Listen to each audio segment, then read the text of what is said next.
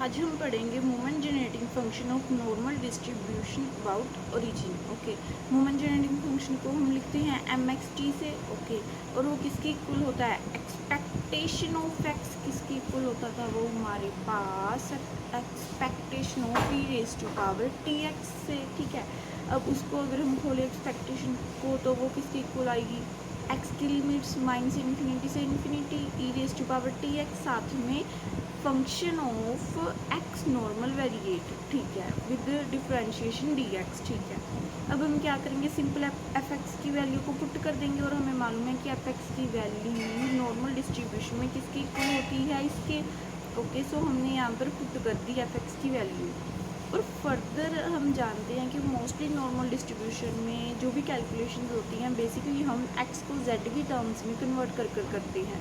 सो हम क्या करेंगे? हम जेड को लिख देंगे एक्स की फॉर्म में किसकी इक्वल होता है, वहाँ से एक्स निकाल लेंगे, दोनों साइड डिफ्रेंशिएशन करेंगे। अगर आप यहाँ देखिए, यहाँ पर आप दोनों साइड्स भले ही डी एक्स के विद रिस्पेक्ट टू करें डिफ्रेंशिएशन और भले ही जेड के विद रिस्पेक्ट टू करें, आंसर हमेशा ही सेम आएगा।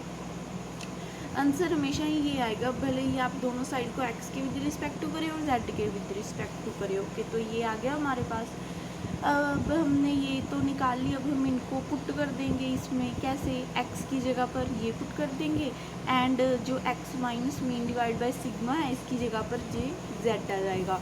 फर्दर ये जो डी एक्स है उसकी जगह पर ये आ जाएगा। मैंने ये 3 कैलकुलेशन निकाली थी, तीनों को यहाँ पर पुट कर दिया। ठीक है, मैंने पुट कर दिया। अब जो लिमिट्स हैं वो भी तो जेड के लिए मॉडिफाई होंगी, बट हम जानते हैं कि वो तो माइनस इन्फिनिटी से इन्फिनिटी रहेंगी। देखिए, आप बार बार यहाँ पर पुट कर देखी जाइए। इन्फिनिटी पुट करेंगे, कोई बात नहीं, ये तो दोनों छोटे ही होंगे ना इन्फिनिटी से, कोई फ़र्क नहीं पड़ेगा, इन्फिनिटी ही आएगा। माइनस इन्फिनिटी पुट करेंगे फिर भी माइनस इन्फिनिटी ही आएगा। ओके, सो ये आ गया हमारे पास। इस सिग्मा से सिग्मा कैंसिल हो गया। ठीक है, हमारे पास रह गया। अब देखिए, जो ये एक्सपोनेंशियल के अंदर मीन इंटू टी है, ये तो कांस्टेंट है, इसलिए हम इसे बाहर निकाल सकते हैं। सो हमने इसे बाहर निकाल दिया। ठीक है, हमने बाहर निकाल लिया कांस्टेंट को। ओके, अंदर क्या बचा हमारे पास? माइनस इन्फिनिटी से इन्फिनिटी एक्सपोनेंशियल। अब देखिए, इन दोनों को हम ऐड कर देंगे क्योंकि हमारे बेस हैं जो वो सेम है। एडिशन करके देखिए क्या आएगा हमारे पास। एक ये वाली टर्म मल्टीप्लाई, सॉरी टी इसके साथ मल्टीप्लाई होना था ना, सो ये वाली टर्म इस वाली टर्म से ऐड होगी। अब एडिशन करने के दौरान हम कॉमन निकाल लेंगे -1/2 इन दोनों में से। यहाँ से -1/2 कॉमन निकालेंगे, यहाँ पर तो अकेला z रह जाएगा। अच्छा, ये जो स्टेप है ना, इसको अगर खोल कर देखें तो ऐसे बनेगा।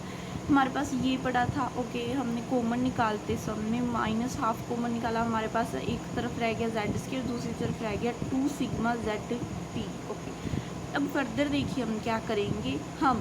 हमने देखा कि हम स्केयर बना सकते हैं क्योंकि ये तो a² पड़ा है और ये 2ab पड़ा है। इसमें से a तो z है, 2 ये रहा, b क्या है? Sigma t। सो अगर हम सिग्मा टी की स्केयर अगर यहाँ पर हमारी एक और ऐड में होती तो फिर हम इसे स्केयर बना सकते थे। सो हमने वो फॉर्मूला लगा दिया, हमने ऐड भी कर दी और सब्ट्रैक्ट भी कर दी इसकी स्केयर। सो हम बना सकते हैं। अब देखिए, ये वाला हिस्सा तो बन गया ना, ए माइनस बी की स्केयर का फॉर्मूला लिख दिया हमने। सो ये वाला जो हिस्सा है ये वाला एज इट इज़ साथ में ही लिख दिया। ये जो -1/2 है ये दोनों के ऊपर है, इसके भी और इसके भी। ठीक है जी, सो अब यहाँ तक हो गया। अब देखिए आगे हम क्या करेंगे। नथिंग बट हम ना, जब भी हमें लगता है कि ओके ये अंदर एक कॉन्स्टेंट बन गया, हम उसे टर्म बाय टर्म बाहर निकाल जाते हैं। तो हमने अब देखा कि ये कॉन्स्टेंट बन गया, ये सिग्मा स्केयर टी की स्केयर जिसके साथ 2 भी डिवाइड हो रहा है और माइनस भी है साथ में, ये कॉन्स्टेंट बन गया। इसको हम बाहर निकाल सकते हैं, हमने बाहर निकाल लिया। ठीक है, माइनस माइनस प्लस होकर बाहर निकल गया। ठीक है, ई की पावर में ही बाहर जाके ऐड हो गया क्योंकि बेस से में पावर्स ऐड हो जाएंगी। सो बाहर ये तो पड़ा ही है। अब अंदर क्या बचा? केवल यही बचा जो हमने ऊपर स्केयर बनाई थी, बस ये वाली टर्म बच गई। अब ठीक है, अब देखिए हम इसकी सिंपल इंटीग्रेशन करेंगे, बट हम सोच रहे हैं कि जो स्केयर के अंदर टर्म है ये थोड़ी सी बिग है, इसको अगर हम स्मॉल में कन्वर्ट कर लें, इसलिए हमने इसको u पुट कर दिया। ये मेन वाला u नहीं है, ये सिंपल u है। इसलिए यही कारण है कि हमने z माइनस सिग्मा टी को u पुट कर दिया। ओके, सो u पुट कर दिया। अब दोनों साइड डिफ्रेंशिएशन करेंगे ठीक है। जिस मर्जी के विद रिस्पेक्ट टू कर लीजिए आप, मैंने यहाँ पर डी यू के विद रिस्पेक्ट टू की है, सो ये आंसर आएगा, डी जेड डी यू के इक्वल आ गया, ठीक है। अब देखिए हम सिंपल यहाँ पर पुटिंग्स कर देंगे, यहाँ पर इसकी जगह पर u आ जाएगा और इसकी जगह पर du आ जाएगा। और फर्दर आप देखिए हम लिमिट्स को भी तो मॉडिफाई करते हैं, अगर हम वेरिएबल को चेंज करें यहाँ पर भी लिमिट्स मॉडिफाई होंगी, but limits as it is ही रह जाएंगे। आप टर्न बाय टर्न आप देख सकते हैं।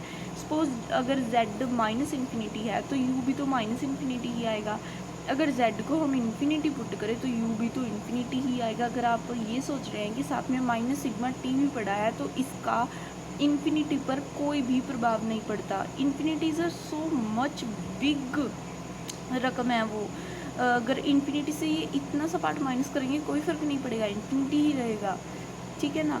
तो हमने ये दो चीज़ें यहाँ पर पुट कर दी, ओके। सो हमारे पास ये आ गया, ओके। अब देखिए अब हमारे पास ऊपर रह गया -1/2 u की स्क्वायर। अब देखिए हमारे पास ना एक फॉर्मूला होता है बहुत ही सिंपल, ये ना एक बहुत ही लंबी डेरिवेशन है, मैं ये भी डाल दूँगी डिस्क्रिप्शन बॉक्स में वैसे, बट वो याद करने की जगह पर आप बढ़िया है अगर यही याद करें कि अगर माइनस इन्फिनिटी से इन्फिनिटी अप्रोच कर रहा हो, e की पावर -x की स्क्वायर हो, तो हमारे पास फॉर्मूला होता है √π/a। बस हमने यही फॉर्मूला यहाँ पर लगा देना है, क्योंकि हमें मालूम है यहाँ पर a क्या है 1/2, ठीक है। सो √a क्या आ जाएगा √1/2, ठीक है। सो हमने ये फॉर्मूला लगा दिया और देखिए हमारे पास क्या आया, हमने ये फॉर्मूला लगा दिया, बाहर वाली तो ऐसे ही पड़े रहेंगे सभी जो भी है बाहर। फॉर्मूले में क्या आया √π / √a आ गया हमारा, ये ऊपर चला जाएगा √2 × √π, इसके साथ ये कैंसिल, इसके साथ ये कैंसिल, पीछे क्या बचा, केवल ये बचा। ये क्या आ गया हमारा moment generating function of normal distribution about origin.